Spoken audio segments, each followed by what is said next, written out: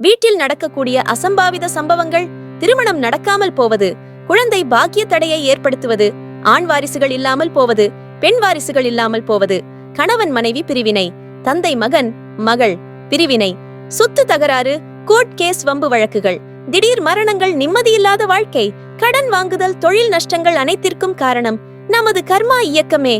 நான் யாருக்கும் எந்த துரோகமும் செய்ததில்லை, புழு பூச்சியை கூட துன்புறுத்தியதில்லை, நன்மைகள் பல செய்திருக்கிறேன், சதா சர்வ காலமும் தெய்வமே கதி என இருக்கிறேன், குலதெய்வ கோயிலுக்கு அவ்வப்பொழுது சென்று கொண்டிருக்கிறேன்.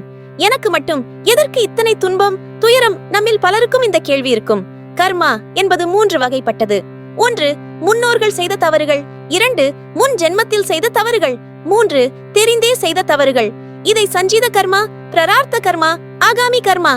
விதிலுக்கு தக்க தண்டனைகள். மண் சாபம், பெண் சாபம், பொன் சாபம் தெரியாமல் செய்யக்கூடிய தவறுகளுக்கு மன்னிப்பு உண்டு. குல தெய்வ வழிபாடுகள் மூலமாகவும், நமது முன்னோர்களுக்கு திதி தர்ப்பணங்கள் தருவதாலும், அமாவாசை தினங்களில் இறந்து போன தாய் தந்தையருக்கு படையல் வைத்து வழிபடுவதாலும் குலதெய்வம் சாந்தியடைந்து மன்னித்து அருளாட்சிகளை வழங்குவார்கள். தெரிந்து செய்யும் தவறுகளுக்கு மன்னிப்பு என்பது இல்லை. தாய் தந்தை இறந்தால் அவர்களுக்கு உரிய வருஷாந்திர திதிகளை இறந்த திதியன்று நீர்நிலைகளில் தர்ப்பணம் செய்து வாருங்கள்.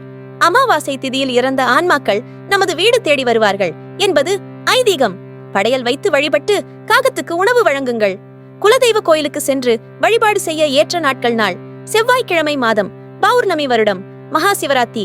குலத்தை காக்கும் தெய்வமே குலதெய்வம். குலதெய்வத்துக்கு மீறிய சக்தி உலகில் எதுவும் இல்லை. குலதெய்வத்திடம் தஞ்சம் அடையுங்கள், வாழ்வில் சுபிக்ஷம் பெறுங்கள். நல்லதே நடக்கட்டும். இந்த பதிவு உங்களுக்கு பிடித்திருந்தால் லைக் பண்ணுங்க. நன்றி, வணக்கம்.